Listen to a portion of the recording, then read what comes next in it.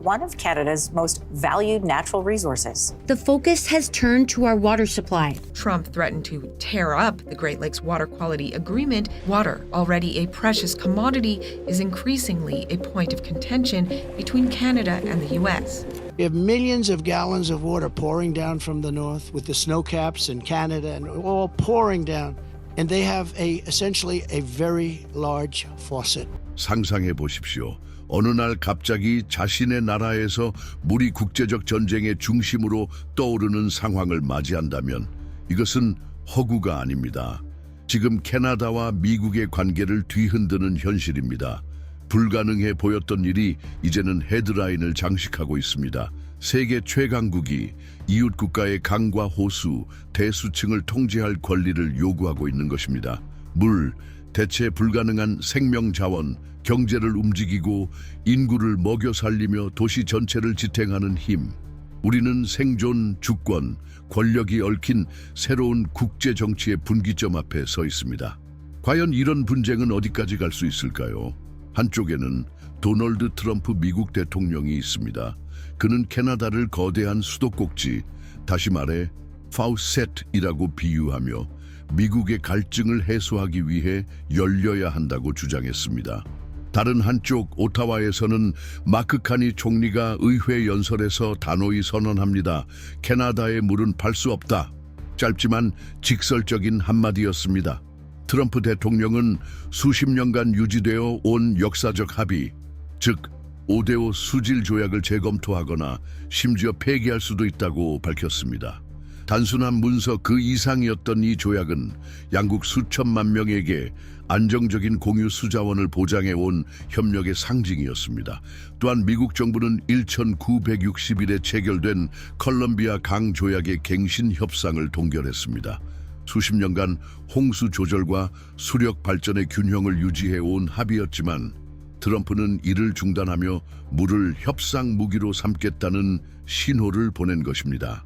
이미 파장은 일어나고 있습니다. 캐나다의 환경단체와 원주민 조직들은 경고음을 울렸습니다. 무려 85개의 단체가 캐나다 수자원의 즉각적이고 영구적인 주권 보호를 촉구했습니다. 그들의 논리는 명확합니다. 미국의 압력에 굴복한다면 생명 자원이 단순한 상품으로 전락하는 위험한 선례를 만들게 된다는 것입니다. 캐나다 여론 속에서 카니 총리의 저항은 방패로 작용하고 있습니다. 그는 강대국의 탐욕에 맞선 지도자로 떠올랐습니다. 이는 그의 이미지를 강화하는 동시에 워싱턴의 취약성을 드러내고 있습니다. 백악관의 논리는 다릅니다. 트럼프 대통령의 요구는 절박한 필요라는 것입니다. 미국은 역사상 가장 심각한 물 위기를 겪고 있습니다. 서부 지역은 장기적인 가뭄에 시달리고 수백만 명에게 공급을 보장하던 저수지는 임계치에 도달했습니다. 농업, 산업, 도시 모두에서 물 한 방울이 치열한 쟁탈의 대상이 되었습니다.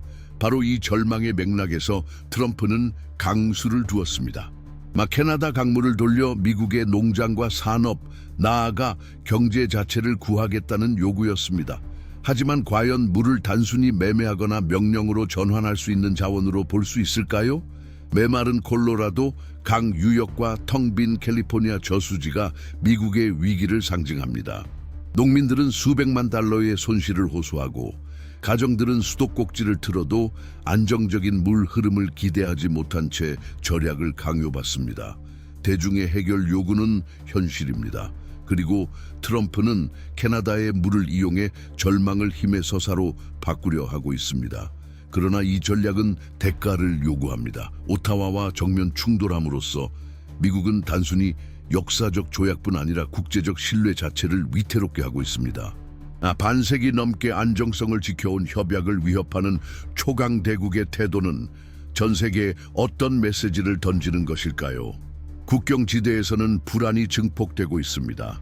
양국 협정에 의지해 살아온 공동체들이 불확실성에 직면했습니다. 5대5는 세계 최대 담수 자원 중 하나로 수백만 명이 그 안전성에 의존하고 있습니다.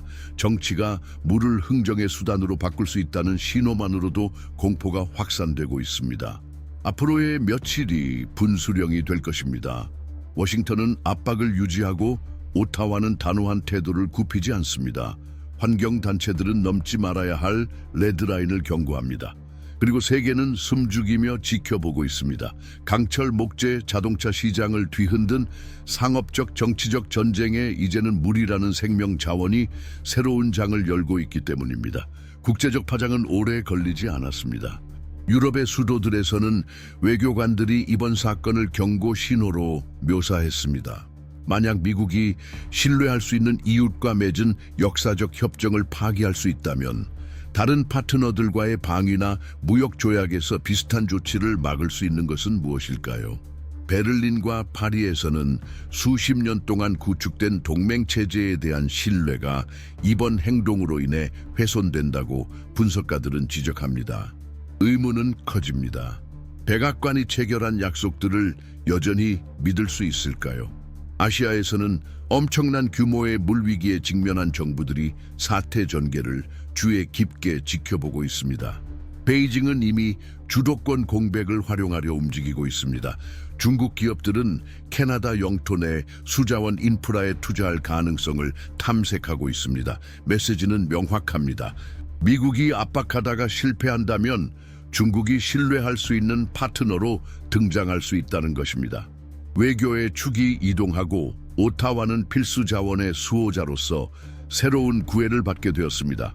브뤼셀에서는 당국이 캐나다와의 미래 무역 협정에 물과 관련된 조항을 포함시키는 문제를 논의하고 있습니다.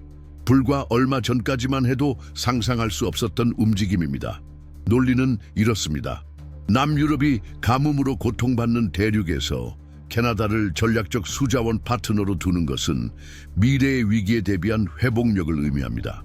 그리고 이러한 논의만으로도 워싱턴은 불안해합니다. 역사적 동맹국이 다른 지역의 우선 공급자로 변할 수 있다는 두려움 때문입니다. 전문가들은 이번 효과를 1973년 석유 금수 조치와 비교합니다. 당시에는 에너지가 지정학적 무기로 사용될 것이라고 믿는 사람이 거의 없었습니다. 오늘날 같은 논리가 물에도 적용됩니다. 상상할 수 없었던 일이 현실이 된 것입니다. 오타와는 저항하고 워싱턴은 압박하며 세계는 이 생명 자원이 이미 권력 분쟁의 중심에 있음을 깨닫습니다. 긴장은 미국 내부로도 확산됩니다. 안정적 공급을 누려온 5대5 주변 공동체들은 이제 불확실성과 함께 살고 있습니다. 시카고, 디트로이트, 클리블랜드의 가족들은 미래의 물 공급이 언제든 깨질 수 있는 정치적 협상에 달려 있는지 의문을 제기합니다. 트럼프가 5대5 수질 조약을 폐기하겠다고 위협한 순간 세대를 거쳐 쌓아온 안정감은 무너졌습니다. 4천만 명이 이 시스템에 의존하는 현실에서 불안은 일상이 되었습니다. 시민들 사이에서 확산된 불신은 투자자들에게도 번져갑니다. 월가가 반응합니다. 분석가들은 물을 생산 부문의 새로운 위험 요소로 분류합니다. 그 결과 농업 기업들의 주가는 미국 서부 관계 불확실성으로 급락합니다. 대규모 수자원에 의존하는 첨단 산업 역시 재평가되고 있습니다. 논리는 분명합니다. 수자원 안전이 없다면 안정적 생산도 없습니다. 이 연쇄 효과는 국제 시장으로도 이어집니다. 투자 펀드들은 자본을 더 안정적인 자원 관리 체계를 가진 국가들의 프로젝트로 돌리기 시작합니다. 캐나다는 주요 수혜국 중 하나로 부상합니다. 마크 카니가 주권을 지켜내며 신뢰의 이미지를 구축하자 경제적 파트너들이 몰려듭니다. 반면 즉각적인 해법이 없는 위기에 몰린 미국은 매력을 잃어갑니다. 세계 최대의 군사경제 대국이 농민과 산업의 물을 보장하지 못한 채 양보를 거부하는 이웃에게 굴욕을 당하고 있습니다. 이 장면은 다자기구에서 충격을 줍니다. 유엔 안전보장이사회에서는 국경을 넘는 수자원 이용에 관한 국제적 프로토콜의 필요성이 논의됩니다. 불과 얼마 전까지만 해도 논의조차 없었던 주제입니다. 지정학적 판도에서 이 분쟁은 북극과도 연결됩니다. 기후 변화로 인한 빙하 해빙 가속화로 새로운 해상 경로와 자원 매장지가 열리고 있습니다. 캐나다는 이미 이 지역에서의 존재감을 강화하기 위해 투자하고 있으며 미국의 압박에 맞서는 단호함은 모스크바와 베이징에 대한 직접적 신호로 작용합니다. 오타와는 모든 전선에서 자국의 천연 자원을 지킬 준비가 되어 있다는 뜻입니다. 미국에게 이 입장은 전략적 지역에서의 또 다른 갈등 요인을 의미합니다. 국제적 분쟁은 이제 가정의 식탁, 슈퍼마켓 계산대, 그리고 매달 말 전기요금 고지서까지 파고들며 더 이상 먼 주제가 아니라 일상으로 스며들고 있습니다. 미국과 캐나다 사이의 물 전쟁은 더 이상 당국의 발언이나 중단된 조약으로만 요약되지 않습니다. 그것은 선택으로, 그리고 수백만 명이 부족과 가격 상승 속에서 살아가는 불안으로 바뀌었습니다. 캘리포니아 센트럴밸리의 농업 공동체에서는 참담한 장면이 펼쳐지고 있습니다. 말라버린 관계수로, 멈춘 트랙터, 유지할 물이 없어 방치된 농지들. 수십 년간 미국 전체를 먹여 살리던 농민들은 이제 전례 없는 손실을 호소합니다. 내 밭은 먼지가 되었다라고 토마토 생산자는 말합니다. 이는 고립된 이야기가 아닙니다. 수천 가구의 농가가 같은 비극을 겪으며 세대를 걸쳐 쌓아온 투자가 도착하지 않는 자원 앞에서 증발하는 모습을 지켜보고 있습니다. 미국 대도시에서는 소비자들이 이 위기의 무게를 지갑에서 느끼고 있습니다. 상추, 감자, 아몬드 같은 기본 식품 가격이 가파르게 오릅니다. 불과 몇 달 사이에 가격은 두 자릿수 상승률을 기록했습니다. 많은 가정에서 장을 보는 일은 계산의 연습으로 바뀌었습니다. 무엇을 사고, 무엇을 포기하며 무엇이 예산을 벗어나는가. 토마토 가격은 급등해 패스트푸드 체인들이 메뉴 축소를 고민할 정도입니다. 물에 의존하는 축산업 덕분에 유지되는 우유 또한 가게에 무겁게 작용합니다. 애리조나 교외에서는 이미 제한급수가 시작되었습니다. 가정마다 물탱크를 채울 수 있는 시간이 정해지고 일상은 그 일정에 맞춰 조정됩니다. 한 주부는 빨래를 할지 요리할 물을 확보할지 선택해야 한다는 심정을 전합니다. 불과 얼마 전까지만 해도 전쟁 지역에서나 볼 수 있었던 상황이 이제 미국 땅 한가운데서 벌어지고 있는 것입니다. 서부만의 문제가 아닙니다. 산업벨트 지역에서는 공장이 물 절약을 위해 근무조를 줄이면서 노동자들이 불안정에 직면했습니다. 대규모 수자원에 의존하는 애리조나의 기술 기업들도 생산 공정을 제한하고 있습니다. 결과는 잔업 축소, 임시 계약 중단, 산업임금에 의존하는 가족들의 불확실성입니다. 현대 생활의 또 다른 기둥, 에너지 역시 흔들립니다. 저수지 수위가 낮아진 북서부의 수력발전소는 생산량을 줄였습니다. 기업들은 수요를 충족하기 위해 석탄과 천연가스 발전소를 가동했고 그 결과는 고지서로 나타납니다. 단 한 분기 만에 요금이 30%까지 오른 가구들도 있습니다. 이미 식료품 가격 인상에 시달리는 사람들에게 이 추가 부담은 악순환을 만듭니다. 장보기 비용을 줄일 것인가 아니면 전기요금을 낼 것인가. 한편 중서부 주들에서는 오대호의 안정성을 당연시하던 공동체들이 처음으로 불확실성에 직면했습니다. 수질 협정이 폐기될 수 있다는 발표는 클리블랜드와 디트로이트 같은 도시를 공포에 빠뜨렸습니다. 매일 4천만 명이 이 시스템에 의존합니다. 가정의 가장들은 미래 공급이 보장될지 묻고 지방 당국은 인식 제고 캠페인을 강화하며 주민들을 대비시키려 합니다. 이 위기의 인간적 반향은 전국 곳곳의 개별적 이야기에서 드러납니다. 캘리포니아 내륙에서는 농민들이 더 이상 대출금을 감당할 수 없어 임시 경매에서 농기계를 내놓습니다. 시카고의 가정들은 마치 영구적인 비상사태에 대비하듯 생수병을 쌓아둡니다. 피닉스의 교사들은 식료품 가격 급등으로 아침 식사를 하지 못한 채 등교하는 아이들을 목격합니다. 각 이야기는 추상적 개념을 벗어난 위기의 파편입니다. 체감하는 것은 시민들만이 아닙니다. 주지사와 시장들도 점점 더 큰 압박에 직면합니다. 지방의회 회의는 집단적 하소연의 장으로 변했습니다. 주민들은 답을 요구하며 빠른 해결책을 촉구하고 방치된 듯한 감정을 호소합니다. 그러나 당국은 국제협상이라는 교착 상태에 묶여 즉각적인 해법은 불가능하다고 답합니다. 아무도 언제 해결될지 모르는 사안이기 때문입니다. 정치적 분위기 역시 이 불편함을 반영합니다. 결정적인 주들에서는 예비 선거에 나선 후보들이 직접 물 위기에 관한 질문을 받고 있습니다. 유권자들은 분명한 답을 원합니다. 이제는 일시적이 아닌 구조적 가뭄에 맞서 어떤 계획이 있는지 알고 싶어 합니다. 그 사이 전문가들은 문제는 현재에 국한되지 않는다고 경고합니다. 기후연구는 2030년까지 미국 서부의 장기 가뭄이 더욱 심화될 것이라 예측합니다. 이미 마른 수도꼭지로 살아가는 가정들에게 이 전망은 영구적 위협 속에서의 삶을 의미합니다. 산업에는 불확실성 속에서 생산을 계획하는 것을 의미합니다. 공동체 전체에는 생활 방식, 습관, 그리고 꿈까지 다시 쓰여야 하는 세상을 의미합니다. 앞으로 펼쳐질 것은 어렵고도 무거운 선택의 지평선입니다. 어떤 이들은 바닷물을 무한한 식수 자원으로 바꾸겠다고 약속하는 초대형 해수 담수화 프로젝트에 희망을 겁니다.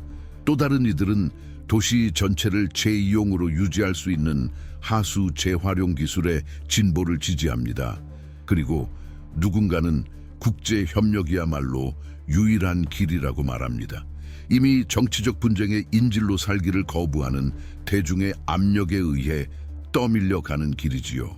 하지만 모든 해결책은 공통의 도전을 안고 있습니다.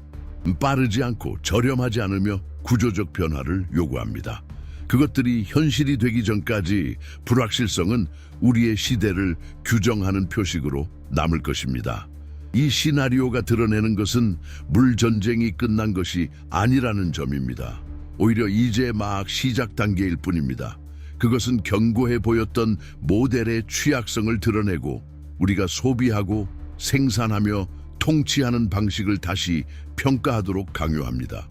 20세기에 석유가 전쟁, 동맹, 국경을 규정했다면 21세기에는 물이 국가의 번영과 쇠퇴를 갈라놓는 요소로 등장하고 있습니다. 바로 이 지점에서 성찰은 더 넓어집니다.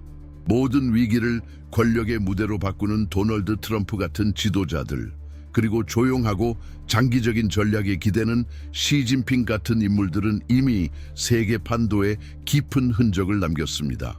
이 주역들이 누구인지, 어떤 궤적을 걸어왔는지, 그리고 어떻게 현재를 빚어냈는지를 이해하는 것은 다가오는 위기를 이해하기 위한 필수 조건입니다. 이 목적을 담아 우리는 세계의 흐름을 결정짓는 대통령들의 전기를 담은 독점 이북을 준비했습니다. 그 안에는 도널드 트럼프와 시진핑도 포함되어 있습니다.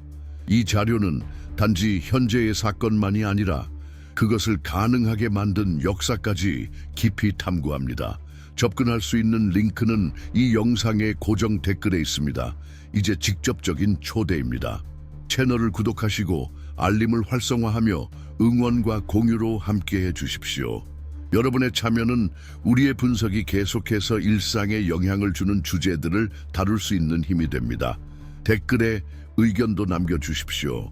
물이 정치적 권력의 도구로 쓰이는 미래를 여러분은 어떻게 보십니까? 우리는 앞으로도 모든 결정, 모든 협상, 그리고 변화를 암시하는 모든 움직임을 주의 깊게 지켜보겠습니다. 함께해 주셔서 진심으로 감사드립니다. 곧 다시 뵙겠습니다.